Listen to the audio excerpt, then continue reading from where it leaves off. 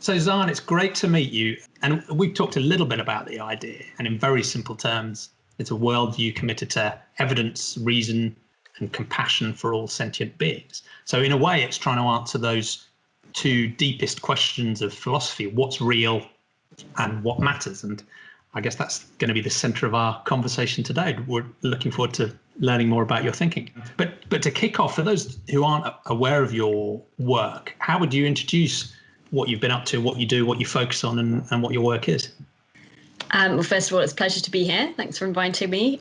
My work has spanned mostly 2 decades of environmental activism, including journalism, organising on the streets, all kinds of campaigning. I've been involved in many different groups, fighting for, equality. And actually, that's still what I'm doing. But it's been a bit of a journey. So I began at university. I was involved in the first kind of green group at the university, which I think is still going, but has a different name now, campaigning to reduce carbon emissions. And then I was involved in all kinds of different groups. I was involved for Cap for Climate Action, which would do a different campaign every year. And one year we were at Kingsnorth. It was a really awful experience. Actually, the police were really heavy-handed that year, and they had to pay compensation out to a lot of protesters because of it. But another year we did the Edinburgh Fringe, where we went up to Edinburgh during the Fringe Festival, and we shut down banks that were investing in tar sands. So I did that action. I was very, very, very involved for a very long time.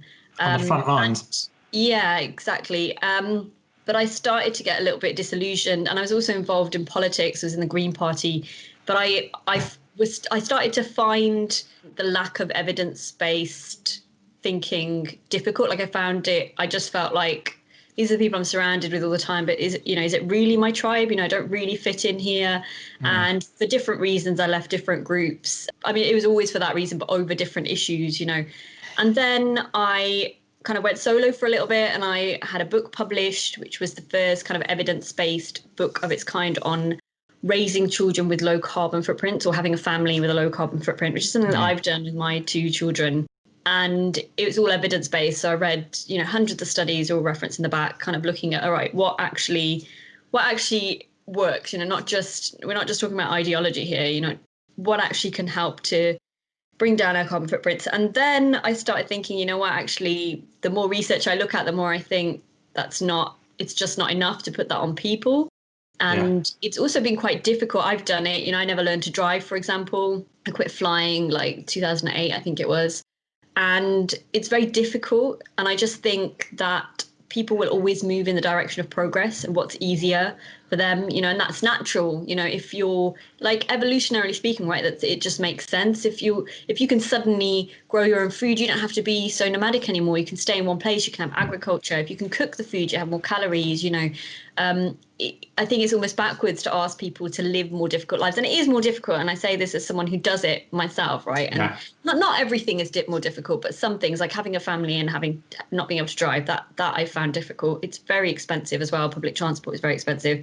I started to think, where are the solutions then? What needs to happen? And actually, I thought, well, some of those things can still happen, but it just needs to be that it's easier for people to make those decisions when they want to. For example, lots of people want to cycle, but they can't because there aren't enough safe cycle lanes, things like that. So it was around when I started thinking about this is kind of more a problem for government, when Extinction Rebellion exploded into existence. And they're only 2 years old now, And it's amazing to consider, given the splash they've made. Yeah, exactly. And I'd been talking about climate change for a long time before that, and I'd found, it's very difficult to get people to talk about it. It was the elephant in the room. And I do talks about sustainability and lowering your carbon footprint. And when I dropped the C word, it would just be like you could hear a pin drop. People didn't want to hear it. And they really shifted that. So I jumped in straight into being a spokesperson with them, did the training. They're really happy to have me. And, hoped that I was making some difference, kind of going on TV and talking about climate change. And suddenly everybody wanted to talk about it. And that was the best thing that they and Fridays for Future did. Just incredible work.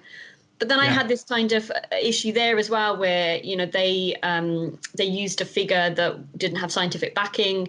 And unfortunately, that was picked up by the press, and it was used by, lots of people to kind of try and discredit the cause. And I said at the time that I think we should probably retract that figure. It's just a member had said it, just one of the many spokespeople had said it, but he's more of a prominent figure than others. And I was invited to go on the Andrew Neil show during our occupation of Trafalgar Square. So I was there in the day, all day, kind of watching the ruckus with the tents being pulled away. And then I travelled across London and I went to the studio to speak to Andrew Neil. And I was briefed and I was ready and I had all the facts in my head. And the first thing that came up was he said, what's this thing about XR saying that 6 billion people would die by the end of the century due to climate change? And I just kind of sat there and went, oh no, it's a really awful moment for me, because I just knew that I couldn't defend it, because I'd been arguing for us to retract it in the organisation, but the people had wanted to keep it, and it had just kind of gone around in circles. And to be honest, the decision hadn't been made, Yeah. And there you are as the spokesperson on the spot. I didn't know how to navigate it, because as a spokesperson, really, I probably should have stood by it, but I didn't. I also didn't know what the argument was, which now, since then, they've released a statement saying, look, we found scientists to support it, and that's fine. That's what they want to do. But I would say that science doesn't work like that. Like you need to get your facts and figures first. And actually, there are some really terrible facts and figures, so you don't need to make anything up. Yeah. You don't need to. So anyway, that happened. So I had to leave, kind of left officially, because I was spokesperson and because I was doing, media appearances before. But to do it afterwards, I had to kind of draw a clear line, because otherwise I would be represented that way. So I kind of left, and then lots of people were interested in why I left. So I talked about that a little bit. And I got picked up by this new organisation called Environmental Progress, and now campaign for what I call energy justice, which is this idea that everybody deserves clean, abundant energy, rather than asking people to scale back and have less. It needs to be done sensibly. I don't think we should just ravish everything around us. Absolutely not. We need rewilding. We need to plant trees. But I think this idea of kind of something that I've argued for a long time, which is living with less. Actually, if I think about my parents and where they came from, so they migrated here from the Punjab in India in the 70s. Yeah. They came to Birmingham, and there were lots of factory jobs. They were welcome here. My granddad fought in the war for the British, they came from this little village that just doesn't have, they do live an extremely simple lifestyle, but they don't really have a standard of living. They don't have a quality of life. I wouldn't even say a high quality of life. They have no quality of life. They don't have access to medication, doctors, the infrastructure is not there. So even if you give them money, so my parents have sent over money to help them when, for example, someone's ill and they need medication, the access isn't even there. It might be 5 hours to the nearest hospital. No one can drive. There aren't cars. No one has cars. You can hire a car, but it's got to get to you in this tiny little village that isn't marked on any map. And these villages are they're so big, it's hard to even explain to you. But we drove for 3 hours through these villages before we found my parents' village. I mean, I wouldn't be able to find my way back there. We had to rely on a beautiful place, but like you say, life there is hard. It's and beautiful, risky, but right? there's so much suffering, and it's really hard. I think people do travel there and they can just not look at it. And I went to Delhi, I went around the other nice place. I did the sightseeing, but it was always in the back of my mind, because I just thought, it's just so unjust, and it's so sad, and they're crying out for things that we just take for granted, like vaccines and just ordinary medication and being able to see a doctor, and teachers, education and all of it, and energy, because if, the truth is that that's what has gotten us where we are, where we're so lucky and we've developed. And I know that it's done bad things, right? All that burning fossil fuels and coal, really bad what it's done for the atmosphere. And we didn't know, or some people knew and they tried to hide it. Whatever happened, but it gave us a high quality of life. And now they want that, and they want to use fossil fuels. And we're kind of, understandably, a lot of the world is saying, well, we don't want you to do it. We need to find workable solutions, and we need to do it quickly, because I think we have a moral obligation to, we've lived like this for a long time. We can't tell them that they can't have it. And equally, the developed world kind of created this mess. So I think we have a moral obligation to get down to net zero as quick as possible, really just as fast as possible, so that it gives them some leeway to have that growth that is going to otherwise accelerate climate change, which nobody wants. And the other thing is that these people live in the front lines in terms of what will happen with climate change. They're already seeing it. Like my family over there, they're just poor farmers. If it doesn't rain, they don't eat. Again, you can send them money to buy food. Where are they going to get food from? If they don't grow it, they don't have it. And there's a UN report that says that 40% of the developed world would have shortage of water, lack of access to water by 2030, drinking water. The wells dry up, rains don't fall. Where are these people going to go? So this is where I've come around to now, and this is what I'm campaigning for at the moment, which I know to a lot of people, they're just like, why is Dion campaigning for nuclear power? And why is she saying Britain should have nuclear power? And actually, I've just looked at the evidence base for this. I've looked at the IPCC saying we need renewables and nuclear power. And renewables, we're charging ahead because everyone loves them. And nuclear, we're doing the opposite. And actually, I've been in groups that have fought to do the opposite. So I feel like I've got a little bit of amends to make there, because I was completely misinformed around the evidence about that. But that's a very long introduction. But that's kind of my story. Yeah, no, it's brilliant, and it touches on many of the themes that I think we'll come back to. I mean, as you say, Germany are actively rolling back on nuclear, and it's just leading to us build, new coal-fired power plants are being built in the world today, and that's a shocking fact, right? But we'll come back to that. But I think there's a really interesting link, because it feels to me like your environmentalism is driven by a genuine compassion, right? Whereas some people's environmentalism seems to steamroller over many of the people in the world and what they need to have good lives, right? That's just sort of swept aside as an inconvenience. But it's also really, really clear that your sort of scientific, naturalistic basis is strong and sort of drives that thinking about what is the right thing to do in a compassionate way. So, and that, in a way, that's where I'd like to start, is to go back to, you asked how far to go back, and let's go all the way back to your childhood. But how did you come to that sort of naturalistic, scientific worldview? Is that something that your parents also had as well, or did you grow up in a religious household, or how did that story play out? My parents are interesting. They very working class, factory workers, kind of heads down, get the job done, don't make a fuss. Very grateful to be here. Very very sad in a lot of ways, because they left behind all of their family, and it's been sad for them. And how old were they when they came over? They were in their teens. My dad, I think, was 15, and my mum was maybe 16. They don't talk about it a lot, actually, but they were sent over for the opportunities, and they had the opportunities. They've raised children. We're all healthy. We all have great jobs. They did what they set out to do. They left behind that world of poverty and suffering because they wanted something better, and they achieved that. They had very different backgrounds. So they're both from the Punjab, but my dad's village had, as I understand it, had missionaries visit who had kind of brought with them Christianity. So my dad was Christian, which is very unusual in where I grew up in Birmingham. But that was what he had a Bible, and he gave us all Bibles. And there was this big picture of Jesus on the wall, which I never quite understood, but I have such a strong memory of it, because there was very little artwork on the walls, but there was this big picture. It's the one with the heart, where he's holding his heart and it's bleeding. And I would just remember I'd look at it quite a lot and just kind of think, what is going on here? What is happening? When if you're a child and you're handed a Bible and you flick through it, and I was very precocious in terms of my proficiency in English. Is very good. Like, I was acing all the tests at school, even though I went to not a very good kind of inner city school. It was very unusual there for someone to be exceeding at everything, with the very low standard of education that was in that school as well. And I was, writing to newspapers. I was just a kid, writing to newspapers, winning poetry competitions. And I went on this junior mastermind and stuff. I did all kinds of weird stuff when I was a kid, which was very unusual in those communities. But yeah, so my dad raised us.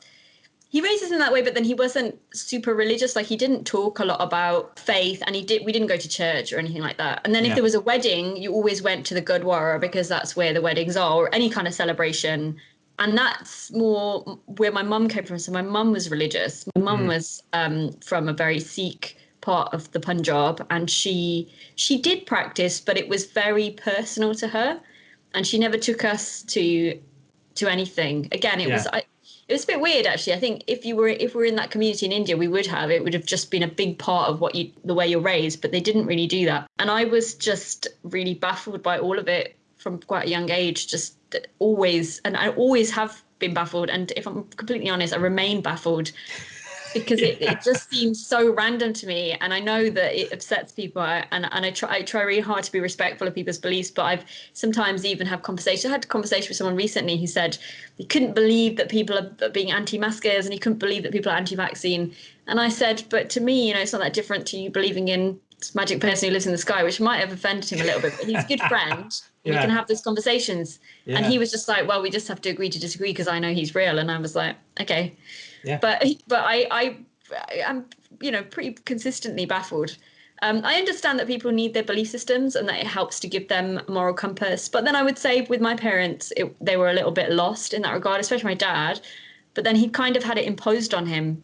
Yeah. And he was definitely, he wasn't like rooted in this kind of, at least my mum would pray, like she would pray and she had a little, she had a little ceremonies that she would do. But neither of them really tried to pass those things on to us. And I don't think they've ever regretted that, because I think they both maybe became more secular just living over here, whereas over there it was more that they might have kept it because it was tradition and community, and that didn't exist when they moved, so they kind of ended up leaving it behind. So I don't think it was like a really intrinsic thing, so it never was for any of us. But definitely explored religions as I got older, and I read up on, I read the Bhagavad Gita, and I did read the Bible, and I was just really into reading. I read everything that I could get my hands on. Had a crack at the Quran as well, although I don't think the translation was great, just because I was interested. And there's lots of common themes, and that kind of started to make a little bit of sense to me, in that, like, okay, this helps people to understand their place in society. But you could say that about Hinduism. So there's a lot of Hinduism around the Punjab where my parents are from, and it can be used in bad ways as well. Like the caste system is held up by that kind of idea of karma, and they talk very openly about it, and it's very normal to them. It's very normal. They just say, and I say, well, it's a classic example of we're trying to cross the road when we were in India. I went with my parents and my younger brother, and so I don't know how much you know about India, but the roads, so there's no traffic lights. They just it's just a bit mad, right? Like I saw someone running an elephant in the road, like next to cars. I was just, what is going on here? And they're really hard to cross. And finally, some Indian guy came up and was like, "Look, you just gotta trust the drivers. You just gotta go. You just gotta go." And we'd been stood there for a full 10 minutes already, and we were just like, we can't do it. That's not. There will never be a gap. Culturally, there is never a gap. There is never a gap, and you don't even know how many lanes there are because there are no lanes. So sometimes there's like 6 vehicles crammed in, and then there's like 2, and then there's like 3 because everybody's coming in between each other, and it's all a bit chaotic. And this guy just said, "You just have to trust. You just trust because it's not your decision." Yeah. And this is this huge divide, and it's always stuck in my mind because the 4 of us were just like, "No, we don't buy it. We don't buy that." He was like, "Yeah, but it's all your karma. You have no control. It's fate. It's kismet. Yeah. You just go." And we actually just ended up standing there so long that someone helped us cross. It's fairly pathetic of us, but we just could not walk into the traffic. And he did it. He walked into the traffic, and they did stop. But I saw enough injuries, and I've seen enough of the statistics in India to know that is not a good system, and that you may get hit and you are miles from a hospital. Well, I had 2 related experiences. One was actually driving a rickshaw in Bangalore, and that was genuinely mad. But the other one was similar to that, where I was traveling in Ladakh, and there's some mountain roads up there, and it's like 5,000 meters. I think it was actually the highest road in the world. And you have to put road in inverted commas, right? So we were hitchhiking in a truck, and occasionally you'd hit a traffic jam, and everyone would climb out of their vehicles, walk to the front of the traffic jam where there'd been a landslide, and you'd all work together on clearing the landslide, and then you drive through. And my Hindi was very, very basic, but one of the drivers we were hitchhiking with, his English was very basic too. But we managed to have a conversation where we said, "Look, aren't you scared? Because they're driving around these hairpin bends above a drop that goes down 1,000 meters, and you can see trucks, at the bottom of the cliff." And he said a very similar thing. He said, God will decide when it's my time. There's no point me driving safely because, I'm not in control. So that was, as a passenger, that made me nervous. And I've spoken to people. I was always nervous when I was out there. I realized how British I was when I was there. Like, why is this road not cleared? Where's the health and safety? But when I try to embrace it. Like, I've known a lot of people who've backpacked around there. It's been really eye-opening for them because they have to let go of some control, right? You have to in a country like that. You just have to. It's chaotic.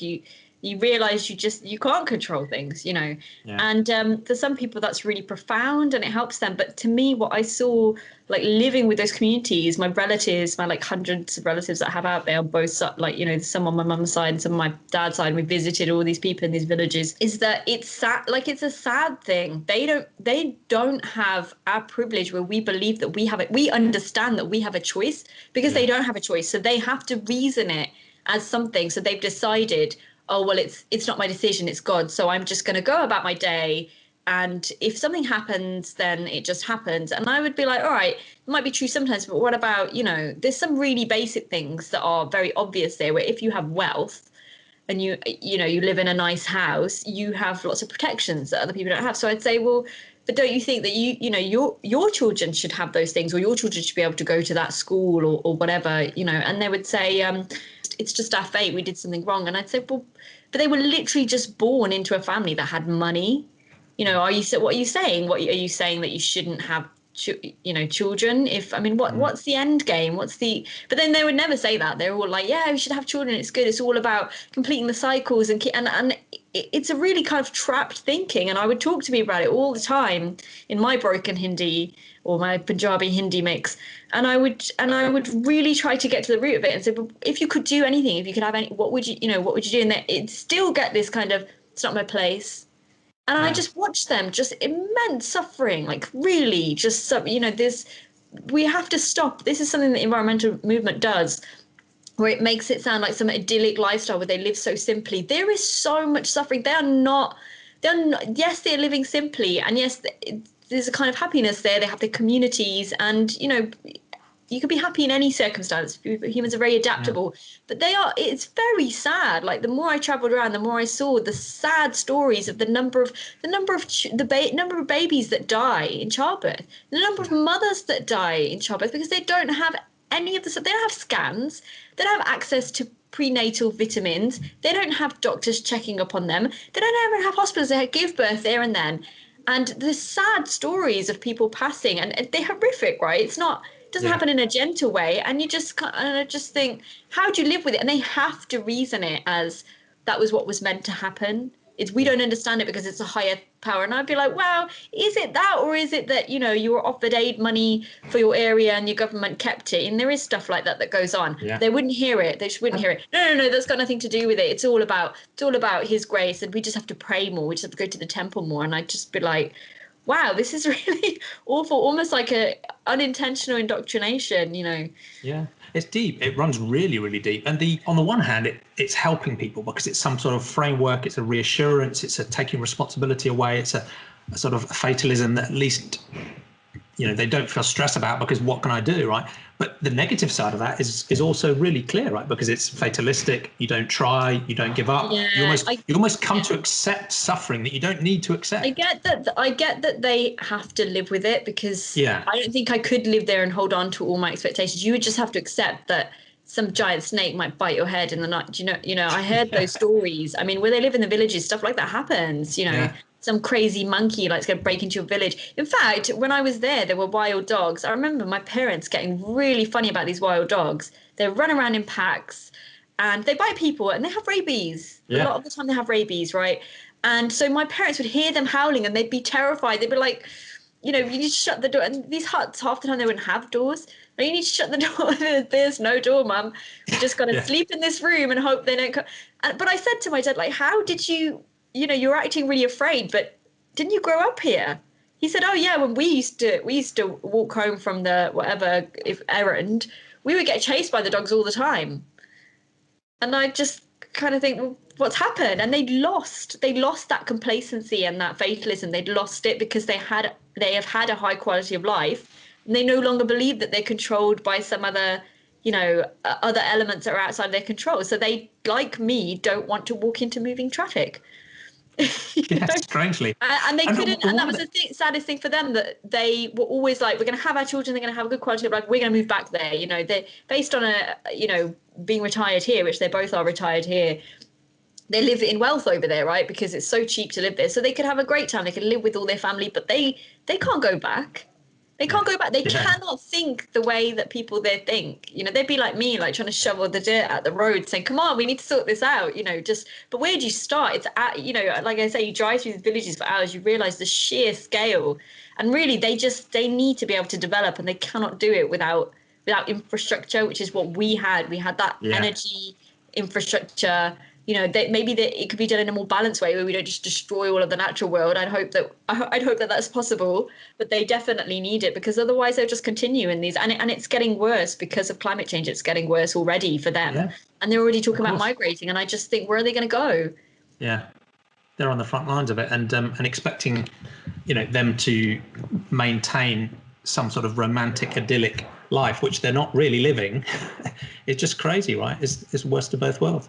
And one of the reasons I think that indoctrination about a religious worldview sticks so strongly is because people are very nervous that if they give it up, they'll lose any grounding for their morality. So for some people, they feel that if you don't have some sort of God that's a perfect judge that will assess whether you've done right or wrong and even punish you, with heaven or hell or some equivalent reincarnation path or whatever it is, that without that structure, there is no right and wrong, and morality goes out the window.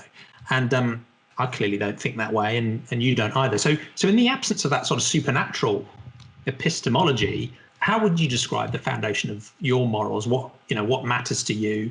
Again, it'd be interesting to know how that's shifted over time. Did you have a very broad moral circle as a kid when you were growing up, or is it something you thought through? Or one thing that I did grow up with was a lot of superstitions. There are a lot of superstitions that come out of these cultures, I tell you. Not necessarily religious ones either. It's almost like no. It's a whole other world. They are cultural, or maybe they're similar in a way that they kind of help to keep people in their place, and they help them to have an understanding of the world around them. Things like if someone goes mad in the village, they have a djinn in them. They have it's like a ghost. It's like a demon ghost, and something needs to be done and they'll do all these ceremonies and exercises to free them of it, and like an exorcism of a demon of some sort. With those ideas, there was a whole chunk of my childhood where I believed it was real, no question. If you'd asked me, I'd say that's a real thing. We've got to be careful that none of us get it, And I was terrified, frankly, this idea. Yeah. For me, it was just so freeing to get, become interested in science and read more and more. Evidence-based stuff and go, hang on a minute, none of that's true. There's no evidence for this. It's great. I can just let that go. And it was a process. It didn't just happen overnight, but it happened with a lot of things over time. And it was really freeing. Like there isn't someone making all these decisions and something bad isn't going to happen. Oh, there's so many superstitions. If you do this thing, something bad will happen, and I completely backed the trend. So my parents, as much as they wanted us to have a high quality of life, for them that meant work, because where they lived there was no work, right? There's maybe one person in the village might have a job and that supports people, but that's if you're lucky. Mostly they're just poor farmers. They just eat what they grow.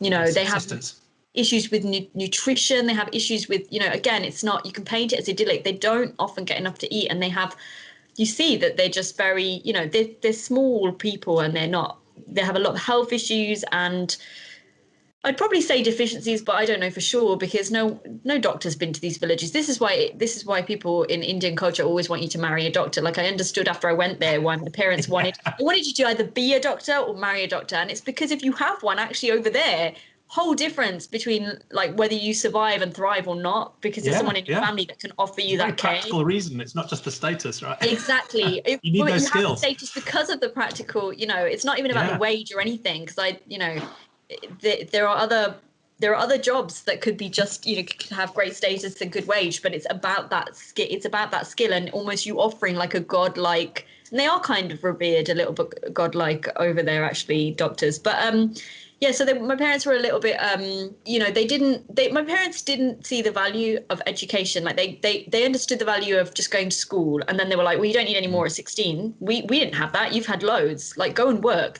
The important thing is to work. And they worked in awful factory jobs in a time when there wasn't a lot of health and safety stuff. My mum lost her hearing in one ear. My dad damaged his back and his leg.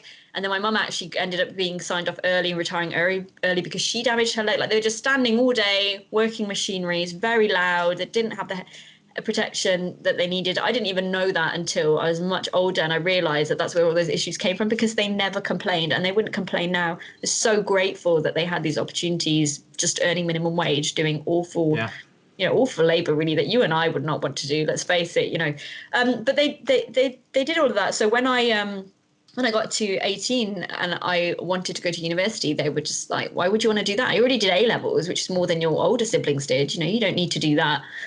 And this really tested us all, because all those things, the superstitions and the religion and the kind of cultural stuff, the cultural reinforcements of morality, they are there to keep you in your place a little bit. That's what they're there to, a little bit. And in a chaotic situation, in a place with a lot of instability, like some of these villages, I can see that that's really important. Yeah, but I didn't conservatism is like a safety thing. But I didn't see that, I'm British. I'm very British, I realised. And I was just kind of like, yes, I grew up with kind of two cultures, and going to all the Indian weddings and watching the Indian channels and watching the Indian films, and I can speak the languages. But I want to go to university, and it's really unusual for that whole family that migrated over. So it's my brother and several of his brothers, and they'd all had children. So it was like quite a big, maybe like 100 people who were all like, she wants to do what?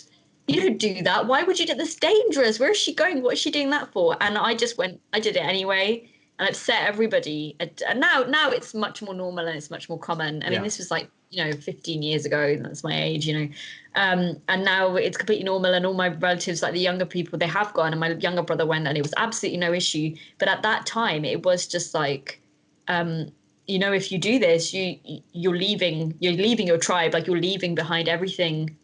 And that was what I was told. My dad sat me down and he said, if you go, then you go. You're leaving behind your family. Wow. That's it. You don't come back. You go. And I had to make a really tough decision because I just refused to be bound by those.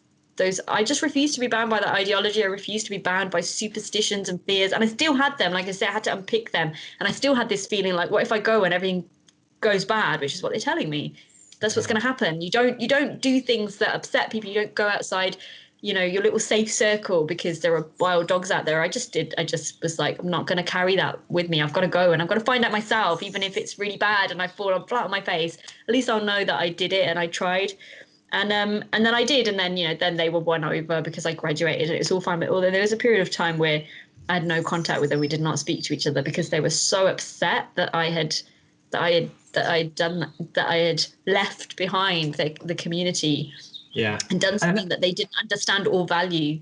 And that's remarkably common, and it's often thought of as something that's related to religions. There can be practices of shunning or social rejection or being outcast because you move from a religion. But it doesn't require a religion. It's sometimes it is. Sometimes that's an element. It was not a religion for them. It was a cultural thing. It was a community thing. It was a tribe thing. People have said, is it because you're a woman? And it's true that it was profound for a female to do this in that culture. But actually my parents didn't really raise us in that way where it was like girls get nothing and boys get a lot, like a lot of Asian cultures like that. But they weren't like that, to be fair to them. It was just more like, why on earth would you want to do this? You have 4 older siblings and none of them wanted to do it, and they're all happy and they all have great jobs, and your sister's an accountant and your brother's an engineer. Why are you upsetting everybody? Why are you doing this? And it's that thing where it's like this happens in religion, right, where you kind of owe everybody something, like a small part owes, and what keeps you in it is that fear of what's going to happen if I leave. Is that, and I think that's a natural thing, like the tribal thing I always say is kind of natural. You always, evolutionarily speaking, you want your tribe. Your tribe protects you and you look after each other. And you don't know what's out there. You go away from the hearth and the cave and the fire. You don't know what's out there, and actually you have no protection. So it makes sense that you don't want to be outcast. You don't want to do anything that will upset anybody. But then at the same time, they have always been those outliers, right? Because those tribes have never become people that grew their own food or like stopped being nomadic or used fire. If someone or picked up the first tool to smash the first rock because someone went, hang on a minute, what if we try using this? I made a splint. Let's try this and see if it improves anything. And then those things improved for everybody. So it feels like there's a strong thread running through your ethics, which is about autonomy and freedom and risk taking and sort of breaking out of that conservatism because of what you as an individual want to do. And I guess in other areas of both human ethics, whether it's, you touched on the sort of the sexism challenge or racism or caste, did you go along a journey around your own sort of human ethics? And I guess also when thinking about extending the moral circle to non-human animal ethics, at what point did those sort of things come into your thinking, or how did your thinking change over time? It'll be interesting to know sort of where you've got to now. My parents, this is interesting because where they lived in their separate villages in the Punjab, they barely ate meat. Like they didn't really eat meat actually. that I saw. I think maybe sometimes people could get hold of it and it was like a treat, but they pretty much just ate like lentils, chapatis made of flour, water. Yeah, dal, that's lentils, split peas, yellow split peas, and milk. They would have milk because, well, if you were lucky, if you had a cow, you would have milk and you would have like dairy products. But a lot of them didn't have that. But there were houses that I went to where there would be a cow there, like just roaming, walking around, and then they'd like plonk down this hot cup of fresh milk and be like, here, like, and you'd feel really bad because you think they don't have a lot. And also I really don't want to get sick. And it's kind of insulting if you say no. So we had to, we had to navigate with kind of like, oh, they're young. My dad would say, they're young, they don't drink, they want pop. Have you got any pop? And they'd get the fizzy drink out instead, if they had fizzy drinks, as a treat for guests kind of thing. They'd get, anyway, so culturally, like a lot of rice and a lot of like chapatis and the same food, right? And this actually did my head in when I was there because they'd eat it for breakfast and then they'd eat it for lunch and then they'd eat it for dinner. And I'd just be like, oh God, curry for breakfast. Are you kidding? Man, I got sick of curry. Like and it's always the same food. And they're happy. They are happy just eating the same food. They don't, fine, like that's fine. Yeah. But I just got sick of it. But then my parents moved here. And the first thing they did when they managed to save a little bit of money, they started eating loads of meat because they looked around and they were like, well, what do Westerners do? What do they do? Why are they healthy and bigger and stronger? Why are their children stronger? Oh, we need to have loads of meat. And it was like every meal, you did not have a meal without meat. Like they it was just, and they'd incorporate it into their cooking. So it was always Indian food that my mum would cook, but she'd incorporate it, or she'd find like Indian recipes like kimma, which is like mince, I think. Oh God, I hated it. It was horrible. But they thought we're doing something really good. And then my dad started having health issues, and it was because he was eating too much meat. Really? And so Wow. they had to. Yeah, I mean, really, he got like, I think it was like gout, and the doctors said, look, your cholesterol's really high. What are you doing? And you come from these people who probably have like hardly any cholesterol because they hardly have any of these products in their diet. And so he had to do a complete U-turn.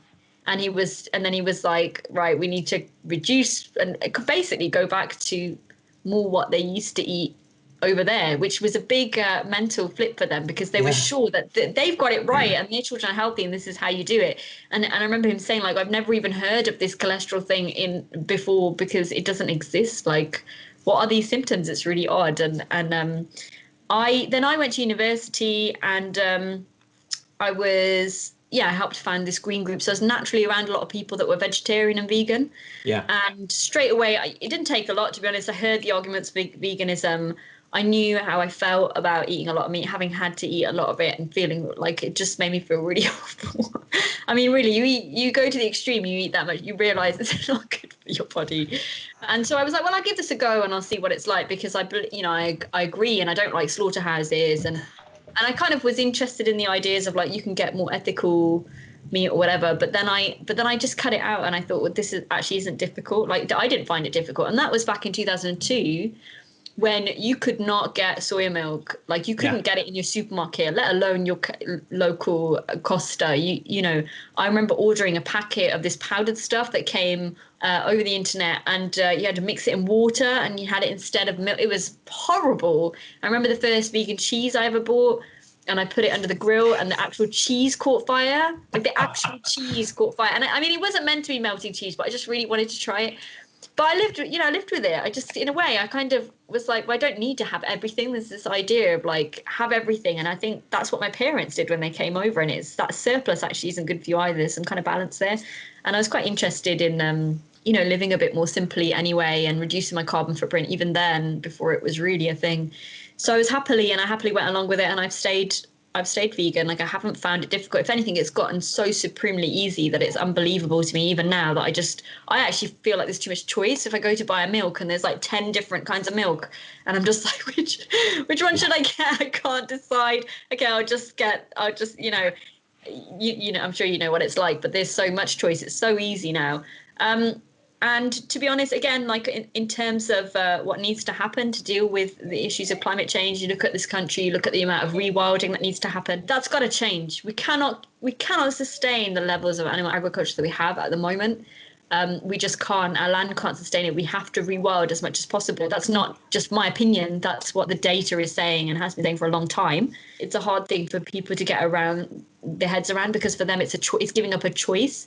But the way I'd frame it is that, do you want a habitable planet for your children and for future children, for generations down the line? You know, how much can you really give up? You know, and I just don't think it's that hard now. There's so many alternatives. I think it's a mental thing more than anything. And for me and most of the other people who, you know, call themselves sentientists, the central rationale around not using animal products is absolutely an ethical one. So it's very simply that we should not needlessly cause harm and death to sentient beings for our pleasure, right? It is that simple. But as you said, the indoctrination and the social pressure is, to me, it feels very similar to almost a religious indoctrination. You know, it's something you're told almost from birth is completely normal. And certainly for me, I mean, you got there quicker than me. I've been vegetarian for maybe 25 years and probably vegan for 3 or 4. But the transition for me was really, for all of that time, I was deliberately not thinking through what I knew to be true, because I knew that if I did think it through, I'd have to make a change that might look weird to people or might seem strange or might be difficult. And it was that, you know, the cognitive dissonance and the denial was just that stark. So, and I like to think of myself as a reasonably careful, you know, evidence-based moral thinker who, you know, really cares about ethics, right? And it took me something like 46 years, giving away my age, to even get to this point. Even if you're totally human-centric, there's so many arguments against animal farming, whether it's zoonotic diseases or antimicrobial resistance or the big beast of climate change, that even if you really have no ethical concern for non-human animals at all, you should still be vegan anyways. I think that there has been that shift though, right? There's been, you know, when I went vegan, it was a really odd thing and no one knew what it was. And now it's just, I can eat anywhere and there'll be a vegan option, you know, but I think that it won't necessarily be that people's ideology changes. I think that the way that society is shaped and the way that things, you know, because we need to rewild so much land, for example, it's going to replace animal agriculture, right? That's just literally, you just look at the figures. I just looked at the figures. I mean, I don't really believe all this stuff, but I looked at the figures and I was like, whoa, that is a huge change. Are we going to be able to do that? Are we up to the task? But actually, we will have to, because otherwise we will not have a habitable planet. So it's not even about, maybe you don't care about species extinction, although I find most people do care. But there won't even be people, right? The people are really going to suffer and struggle for a long time if we don't sort this out as soon as possible. And this has to happen. If you just look at pure data, the amount of land that's given over to animal agriculture is huge amounts. That's going to have to change, and I think that it will. And I think with things like the Impossible Burger, which I haven't tried, you know, but I hear a lot of people raving about it in America. Looks like a burger, tastes like a burger. Yeah. You know, I think that they will just necessarily become like, you know, whatever I don't know what you call it, clean meat or something. I think people call it. That will become or cultured meat. That will have to become normal. Like, I don't even think it will be that people kind of go, wow, you know, because I think that shift happened anyway. But will it happen enough to get where we need to be? Probably not. I think it will be a societal change, and what's acceptable will change, and it will be seen as a very decadent thing to want, you know, some steak from a cow that was reared on, you know, a big field down the road, when actually that land needs to be used for something else. I think that's just and it's really difficult, because once you've sort of seen the ethical argument and you're on the other side of it, it's very hard to sort of restrain that emotion, right? You imagine if you were on the right side of many social change movements going back decades and centuries, those people must have felt the same way, right? I mean, how can you support this thing? It's awful. But I think we already know that we're not going to drive a change through persuading, you know, enough people to just give up animal products for ethical reasons. People can change, but it's way too slow. So I think you're right. We're going to almost have to pull every lever at once. And what I think might happen is, once the alternatives, things like, you know, Beyond Burger, Impossible Burger, and plant-based things, and the the cultured cell-based stuff comes through, whatever it is. Once those things are fast, cheap, available, easy, healthier, and radically less environmentally damaging, so it becomes, people will almost start to go vegan by accident without even taking any ethical decision whatsoever. Actually, it then frees them to upgrade their ethics as well. So I think you will almost find people going, more vegan or cutting out animal products for environmental reasons or human health reasons, and then that when they find out how easy it is, it almost free them to think through the ethics, and they'll end up being ethical vegans as well. I do think there will come a point where people look back and think, did we really do that? Did we drive these big lumps of metal around that spewed all this stuff into our children's lungs? That's not an exaggeration. That's what we do. And I'm not anti-cars. I understand that people need cars, but we should have made them a lot cleaner a long time ago. We've known about global warming for decades, right? And we've not really improved in many areas at all. Actually, there's very few wins that have been had. And I think when we look back, we'll just go, why did we live? It'd be like my parents, like, why did we suddenly start eating loads of meat? Well, what were we thinking? Yeah, I mean, if many people actually say that now, where they say, look, what will future generations condemn us for? Many people will put factory farming at the top of that list. They can cognitively recognize that a future generation will condemn us for it, yet they still participate in it now. And I'm like, what are you waiting for? It's culturally normal. Yes. It's a tribal thing. It's hard. It's really hard to unpick things that you just believe, especially when it's part of your identity. Yes. Humanists are secular. They're based on, they're committed to evidence and reason, and they have a universal compassion for all human beings. So they've already rejected one form of indoctrination. They've turned away from social pressure, from what their parents and priests and teachers told them, and they've followed evidence and reason to a more compassionate result. Great, well done. But most humanists just can't see that their thinking around animal ethics and consumption of animal products is just another type of indoctrination. So once again, they're responding to a set of dogmatic beliefs that are not based on evidence or reason, and that have deeply non-compassionate outcomes given the suffering and death it's caused. But they are just as captured by those social norms and that indoctrination as the religious people they criticize. So I find, the average person, obviously it's difficult, right? But for someone who is explicitly naturalistic in their worldview and compassionate in their ethics, to still not see that there are swathes of trillions of suffering sentient beings that we have harmed and killed. And that includes some very high profile, leading humanists, the people who run, Humanists UK and the International Humanist Ethical Unions, many of their sort of board members and patrons and the leaders. I had an interesting email conversation with one where he said, sentientism is a really, interesting idea, and I think I could almost identify that way. Obviously, non-human sentient animals have moral worth, but bacon, right?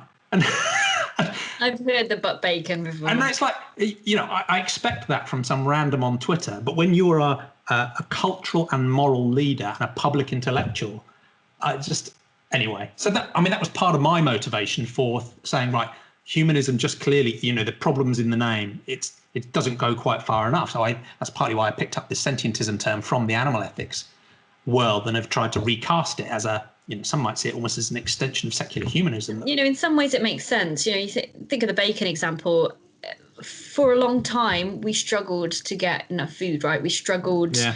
You were lucky for a long time in our evolutionary history. You were lucky if you had meat. If the hunters went out and they managed to catch and kill something, which was very difficult, you had meat, you had full bellies, you had, more energy. It was a privilege. It was you were more likely to survive. You would have more, you have more calories, you have bigger babies, all of those things. So you geared in a way, to go, this is fatty and, salty, and it makes me feel. Yeah, it's a good thing, right? And we lived very difficult lifestyles. We're nomadic, we're hunters, that it was necessary, but we don't live like that anymore. And if you eat like that now, you'd be really unhealthy because we're just not active enough. We're not even outdoors enough, let's be honest. We're not outdoors enough. So the way we live has changed, but we still but now we also have, back then we didn't even have language, did we? So we now have the ability to reason and communicate and apply different logic to things. So we can say, wow, I see where that comes from, but I don't need that anymore. If I ate that much meat now, and I just ate, I just loaded up on loads because there was my body couldn't take it, and my lifestyle wouldn't work around my lifestyle. And I think that's where it kind of gets complicated for people, because the natural urges are natural urges, right? And and I think also, I never miss. You do just move on from it. But I grew up eating a lot of meat, so I had those associations myself, where it's like I feel full or whatever, whatever. And before you do it, it feels like it's going to be really scary and difficult. And after you've done it, you look back and go, why didn't I do that earlier? I mean, that's generally the experience I hear from people. Certainly how it was for me. It was like, that was really easy. Yeah, but it's very difficult to unpick, because you have to question so much of what is just seems normal and natural to you. And it's usually just what you've grown up with and what's around you. There's not a lot of people that kind of step out of that anyway. And then even if you go to a restaurant and you've decided to do this thing and then they don't have an option for you, you're more likely to slip, because, it's not, unless you really believe in it. But what we really need is people just to get to that place where it's easy anyway, and you don't have to think about it, because you don't always want to be thinking about it and having to, stick to you just want to live a certain a life that has a certain amount of morality. Most people do. Most people would say that they do, without really looking too closely at a lot of things. I would say you could probably make a moral case for not driving in areas with children, because we know that the air pollution is really bad. In some areas it's like unsafe levels, and it's hurting their lungs. Those kids grow up with asthma. It's a terrible thing to grow up with. It's horrible. And I think it just depends on where you put your marker and how much capacity you have. But I actually think it's they say humans are always evolving. Obviously we don't see it because it happens on such a wide scale over millions of years, but I think that this is something that we're evolving, the ability to think this way. We didn't have it for a long time, and we just were like almost on autopilot. You just hunted, you slept. We developed communication. We started to use fire. We found ways to question and develop things. And we developed some things like religion. If you don't have to live in that way and you move out of a community where it's really essential and it's a bit chaotic, you move somewhere where you don't need those things, you just let it go. And my parents were kind of letting it go. And me and my siblings, none of us are religious. We all just let it go. And we never have felt like, oh, I wish I'd had that. I wish I had religion. It's not, let's face it, you could just choose. You could just go and have it. There's a choice there. But we don't miss it. We don't need it. So we've kind of, that evolution is happening anyway, I think. I agree. And I think it's an important point to make that you hinted at, is that there is no perfect ethical final state for our lives, right? And you might not get that impression talking to some righteous vegans, right? is that vegan is perfect, everybody else is flawed, right? And that's not the case, because even a perfect vegan diet, someone who doesn't drive a car, we're still causing harm, right? We're still causing harm to sentient animals through harvesting and through use of pesticides. We're still causing some form of environmental damage, almost whatever we do, right? So this idea that there's some sort of pure state we can get to, I think, is actually damaging. It's just about trying to do better. Yeah, it's impossible to be alive and not cause some harm, but you can definitely limit. To me, it's not that complicated, but I have looked at it from an evidence-based perspective as well, and it's just kind of, it's so unethical. Nobody thinks they're ethical. Nobody I speak to, but then they will buy the products, but they don't make a connection that that's where it's from. And then I know other people who go the extra mile and they'll try and get it from some other farm, but it's quite difficult. And then, they can't get as much as they need. That's because rearing them in that way, you can't get as much as you're eating, which is why it has to be done in this inhumane way. But I think, it's easier for people to just switch off from it. Or, as I say, there's been a big shift towards vegetarianism and veganism. And I think that will only increase. But I also think we would just naturally move away from they're almost like, it's like, I think of slaughterhouses as the equivalent of burning coal. Like, why are we doing that today? Really? They're like stranded industries. Are we? Are we a developed civilization? Yeah. Or are we using like really bizarre, damaging things that we don't really need to rely on anymore? We have better technologies, we have better ways of doing things. Whether it's an Impossible Burger or it's a hybrid car, I don't know. You wouldn't invent these things from scratch. Yeah. But as you said, those social norms hold us really hard. And to come into the sort of final section, it'll be really interesting to talk about, I guess, where you see the future going.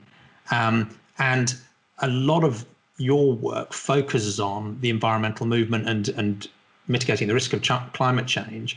And you've already had, I guess, some challenges with parts of that movement. And I echo some of those as well. So we've talked a little bit about, the rigorous use of evidence and reason in supporting, the ways we decide what to do in the environmental context. And, I'd love to come back to your story around nuclear in a second.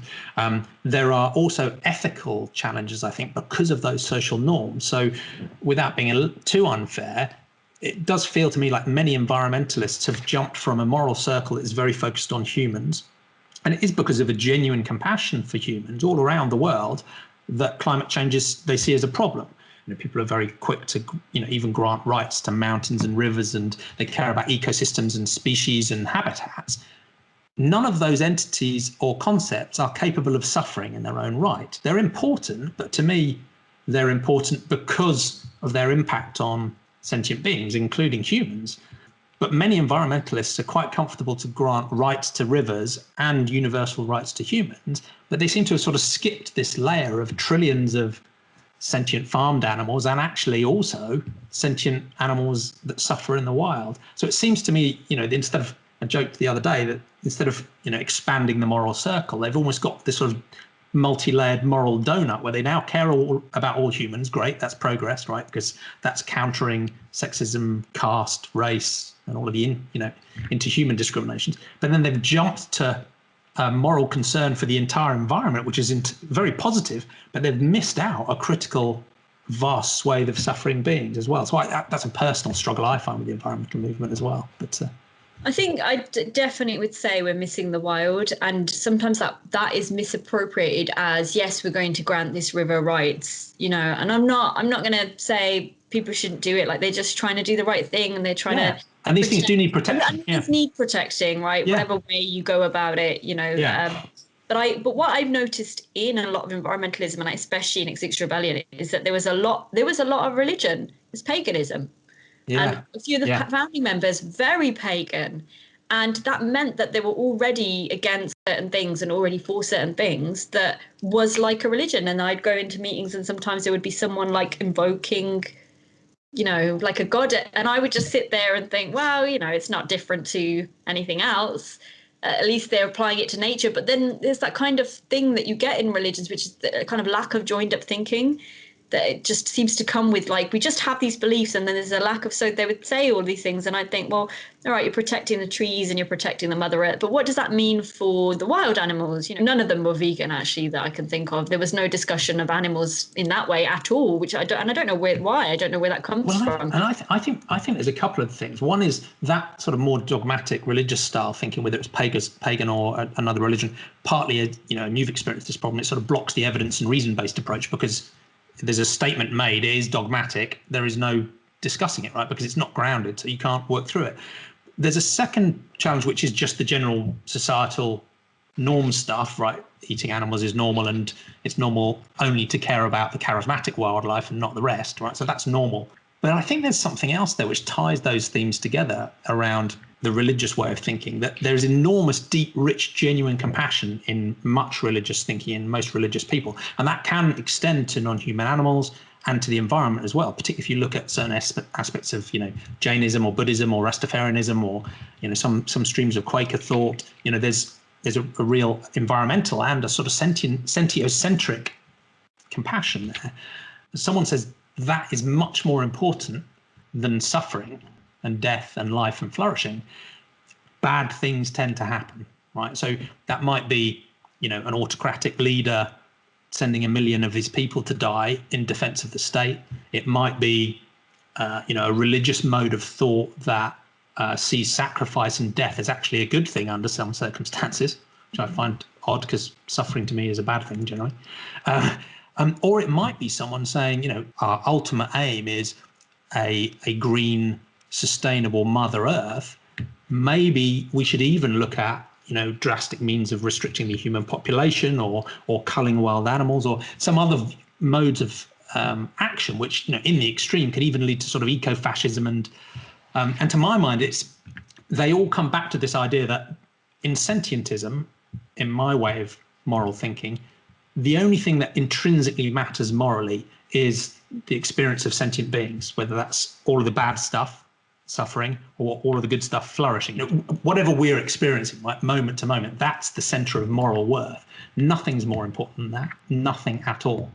As soon as you put something is more important, you tend to end up causing suffering and death. So I don't know if there's a sort of theme there that links some aspects of the environmentalist movement and some aspects of the funny though, it's what you religious say thinking. though about once the dogma's there, it's very hard to have the discussions. And you know, and I remember being very pro renewables. I campaigned for renewables. I campaigned when I was at university to get them to switch to renewable energy. You know, I was very involved. And then I came across some research that a journalist had done that found that there were some massive human rights abuses involved. No one wants me to say this. No one wants to hear it. I didn't want to hear it. It's very difficult when you believe something and then there's something that might unpick that. But I always think if you're sure in yourself and you're sure that you've thought it out, then there shouldn't be harm in hearing the other side, even if you disagree, you know. Yeah. And I read up on it. And I mean, it's all online now. It's much more widely known than it was then. And there's lots of articles on it, and they're terrible. The way that people are ousted from I mean, it's no different than oil pipelines, which I have also campaigned heavily against, which they just take the indigenous people off the land. We're just going to make a huge solar farm or a huge clear it for solar or wind. Yeah. And they don't even get energy out of it. It's to import, right? It goes to people like, you know, it's terrible. And I remember raising that, and just honestly, it's like I'd said I was going to kill someone. It's the response was so like, and I thought, wow, you don't say that in those spaces, Zion. But actually it worried me because I thought, well, that's a kind of religion.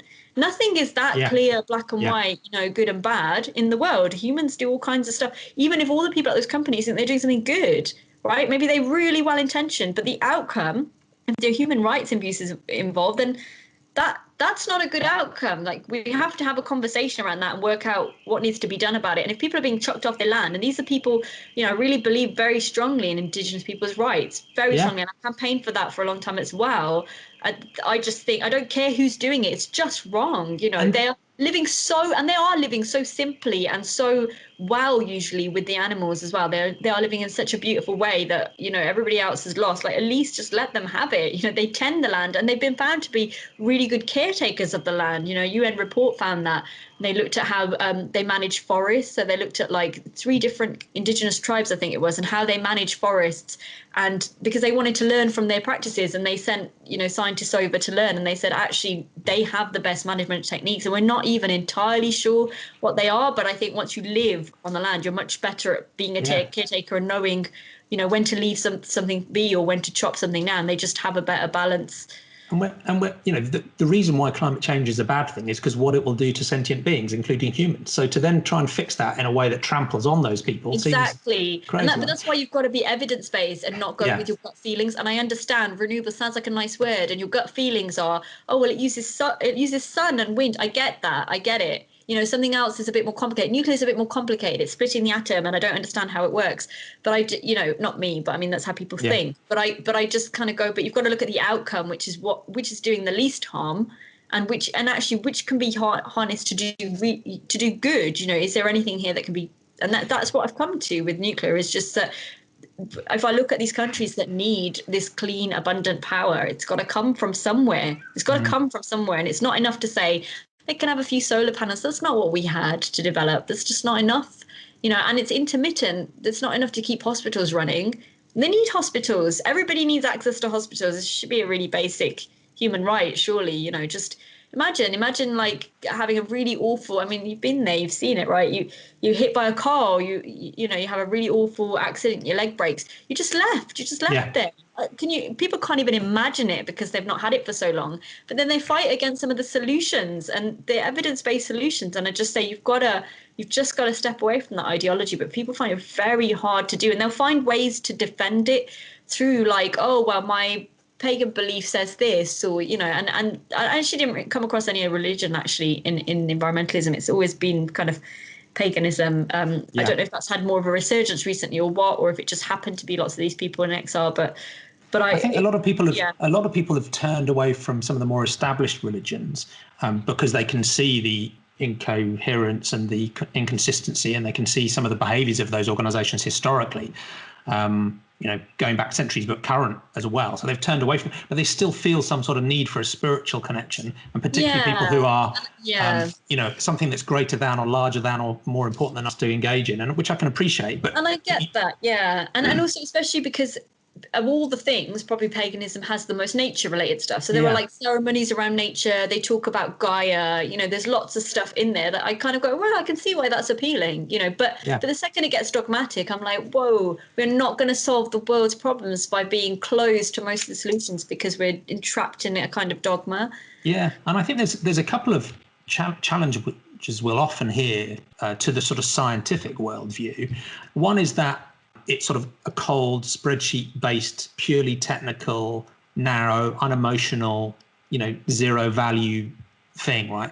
And that can be further from the truth, right? The same sense of community and connectedness and richness and awe and wonder that a spiritual or a religious person gets, I get from a scientific understanding of reality, right? And that feeling that I have, I think is just as, it's better founded, but it's just as valuable to me as any sort of spiritual experience. But the other problem is that people look at science and think science is pretending to have the perfect answers. And science is, when it's done well, is the opposite of that, right? It's always open to new evidence. It's always recognizes that our reasoning is probably flawed in some ways we might not be aware of, and our perceptions are doubtless flawed in many ways. So that our beliefs should always be provisional and probabilistic, right? And outside of formal systems, we should never be 100% sure of anything, because as soon as you're 100% sure, you shut yourself off to new evidence. And it's a process. It's a process.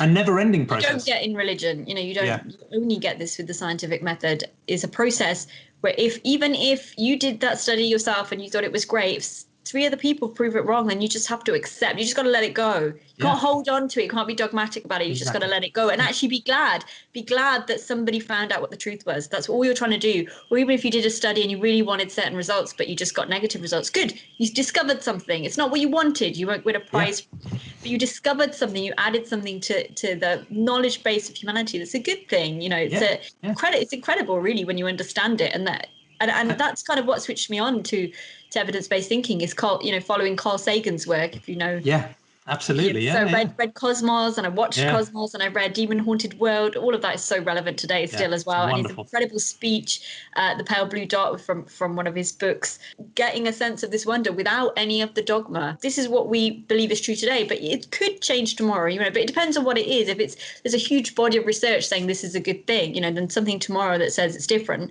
isn't enough. We go by huge bodies of research. This is how we know everything we know about the human body, through biology or medicine or anything really. And that's something people don't understand. And he always said we live in a society that's hugely dependent on science and technology, and increasingly fewer people understand what that science technology is, and that will be a problem. And I think we're at that point now, where it is a problem. We need evidence-based solutions to solve climate change. And you can see it running through all aspects of life, right? So we've talked about religion and we've talked about climate change, but arguably this problem you can see in the alternative medicine industry. You can see it in multi-level marketing. You can see it in superstition. You can see it in unfounded conspiracy theories. And these, to me, all link up, and they come back to this commitment to evidence and reason and having a universal compassion. But if you can imagine a situation where we have a world where more people are committed to evidence and reason, and they have that broader moral circle, it includes all sentient suffering beings, what do you think that future might look like if we can pull things in the right direction? Medium term, long term, you can choose your time frame. What would your vision be? I mean, I've read fairly widely on this. I don't know if you're familiar with Michio Kaku. Yes. I'm not sure if that's how you pronounce his name, actually. And he's written quite widely on kind of the physics of possibility. He's got things about different civilizations and how we are like right at the bottom in terms of civilization, what we've achieved and what we're able to achieve. And in terms of the potential. Potential. So, for example, there are certain concepts that are understood, but that we cannot really test because the science and technology aren't there. Like, we can't actually get to that level. And like I said to you, we are still using coal. We are like really far behind where we should be in terms of and that's because we're making political choices. We don't have to use fossil fuels anymore. We could move well beyond all of these things. And I think those shifts are happening, but we are in some ways very undeveloped and very, we're not in this space age era, which we should be in, because we have done incredible things. We sent people into space, we've been to the moon, and we're sending people to Mars. There's all of this stuff is kind of happening, but I feel like while these barriers remain, where we're still in this old civilization, we can't quite get there. And I love his examples of this world. I mean, how imaginative do you want to be? I watched a lot of science fiction. I've read a lot of science fiction. This world where you have like a Star Trek, let's be honest. If you think about, it's really geek out now. If you really think about what's the pinnacle, what do you want to get to? It's Star Trek. Everybody's treated equally and they're just trying to keep peace in the universe, and their saying is live long and prosper. I mean, who doesn't want that? That's what we all want, right? We don't want all the suffering and all the bad stuff. We want all the good stuff, and we want people to thrive, and we want people to be able to be in a position where you can have the philosophical discussions, because you're not having to be embedded in dogma or just for your survival's sake, and you're not polluting the planet that you live on, and you're able to explore. We will always be explorers. I know a lot of people, this is a bit which kind of grates in environmentalism, because it's development and it's space tech, and although it's given us a lot as well, obviously, but I just say to people, we will never stop. Like, we will just, it's a very human thing to want to explore and to want to find out more and to find out everything. And again, I think it's Carl Sagan who said, somewhere there is always something beautiful waiting to be known. And we all, we're driven by that, right? As a species, and we adapt really well. I grew up without the internet. It wasn't that long ago. And now look at us, and we completely adapt. We don't even think about it. We've adapted to coronavirus, and it's ongoing and it's uncertain and it's terrible, but we've adapted. We're remarkable beings, really. I think, that kind of Star Trek vision of where we could go is probably is it. It's like, who doesn't want to live in this really rational society? The main thing is that they don't cause harm. They're trying really hard not to cause harm, and they're trying to make sure everybody's thriving, but not in a kind of controlled way. Sometimes people can be guilty of that, where they, and it does. That's not how it works. Like, you have the free will, you have your free will, but you also don't harm others. You don't harm each other. I think that's and that's what Michel talks about in his book, where he says a high civilization, we have all this stuff, and also that civilization that's really valued evidence, and they've taken it as far as they could, and they've developed all this stuff. They would have stuff, potentially like being able to teleport, or like, even look at 3D printing. That's quite a phenomenal thing. All kinds of things could come from that. And they have the food that's printed in Star Trek. I'm just being completely geek now. But so much of that, but it's really interesting, because so much of that stuff is actually, it's kind of what we should be aiming for, And why not? And I think, have you read any David Deutsch? Don't think so. So you should add him to your reading list, because he's written some great work along similar lines, and he's essentially said that if something is possible, we could do it. The only reason we can't is a lack of information, which we can probably find out. So again, it's just this sort of sense of, through evolutionary chance, we seem to have unlocked these abilities to bootstrap evidence, reasoning, and hopefully embed that sort of natural compassion, that the latent potential in humanity and what we can create, and maybe even new types of sentient being we could create or evolve or develop around us. The potential is absolutely mind-blowing if we can free ourselves from the sort of historical dogma. And that happening with stuff like AI, and the advances every day, and so recent that we were able to see a black hole. I mean, how incredible was that moment? You remember that? That was mind-blowing. People had all these theories about it for centuries, and they died not knowing what and we just put it into Google and it's there. That's it. There's been water on the moon, and they're working out whether that can be used for anything. And it's like, whoa, these are mind-blowing things. But then at the same time, we're destroying the one habitable planet that we have, the one known habitable planet in the universe, so that it doesn't quite match up. So we've got to really shift away from all that old, and that's going to take evidence. It's going to take shifting. And that's why I think it's an evolutionary thing that we have to, for our own, the survival of our own species, it will have to shift away from gut feelings and, ideology, and towards, reason and evidence, which is what Star Trek is all about. Well, that's probably a great note to finish on. We're heading towards a Star Trek future committed to evidence, reason, and universal compassion. That sounds brilliant. And another philosopher, just to add to your reading list, is David Pearce, who co-founded the World Transhumanist Organization. And there are problems in the transhumanist organization. Some of that thinking I won't go into, but David isn't part of that, right? His vision is one of universal compassion for all sentient beings. But he talks about us being able to achieve gradients of hedonic bliss. And, through using technology and biotechnology, there's no reason why eventually, at some point, we couldn't even completely abolish suffering and just experience modes of sentient bliss that we just can't even imagine at the moment. So, well, let's see. Let's see where we get to. Yeah. But it's been a fascinating conversation. Thank you so much. It's been brilliant to hear your sort of personal story and your sort of vision for the future as well. What's the best way of people following you or keeping up with your work? And obviously they can read your books and watch your TED Talks. And I have a TED Talk and on stargazing, and I have a book called The Ultimate Guide to Green Parenting. I have a website, which is theonlights.co.uk, where I try to keep the media section updated with videos and talks and articles, because I do so many. And mostly in terms of social media, I'm active on Twitter. Cool. Well, thank you so much again for spending so much time, Zion. It's been a real pleasure, and I hope we'll continue to progress towards the Star Trek future. Thank you. All right. Take care. Live long and prosper.